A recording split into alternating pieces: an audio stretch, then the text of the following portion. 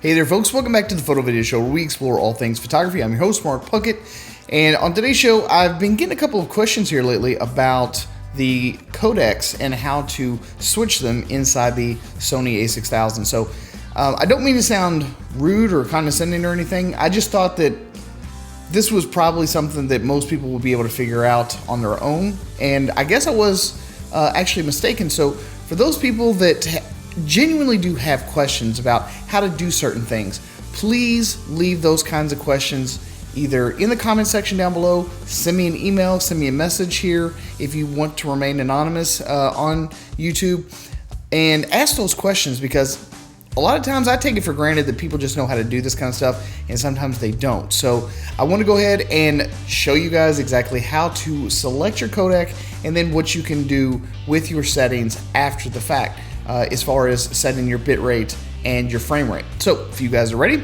let us begin. All right, so the first thing you want to do obviously is get into your menu system, and you'll find right here on the camera icon down here to the bottom, you'll see file format, right?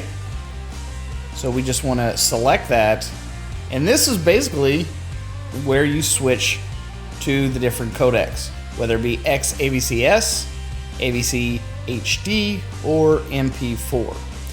Now, once you select the codec that you want to use, you can easily go on over to the next menu, and this selection right here is where you can choose your recording setting. So if you want to do 24p at 50 megabits per second, you select that, 30p, 60p, etc. But your selection will change depending on which codec you choose. So if you choose AVC HD, then go over here, you'll have a completely different set of recording settings. So 24p, 17 megabits per second, which is pretty low, 24 megabits per second and 24, then you got your 60p, your 60i, and your 60i 24 megabits per second. So in most cases, you want the highest quality that you can possibly get out of this particular codec, which is AVC HD. You're going to either want to choose the 24 megabits per second, or you're going to want to choose the 60p 28 megabits per second. Next, let's go ahead and check the last one, which is MP4. Most people, if you're not doing any kind of color grading or color correction on this footage, MP4 is going to be pretty good, especially for like YouTube and stuff like that. If you're not going to do a lot of post work on the video files, you don't really need all that extra data in your files. And you do get two choices in the MP4. The VGA, which is pretty much unusable at this point. I mean, it's so outdated, but someone might find a use for it. And then, of course, the 1440 by 1080, which is 12 megabits per second.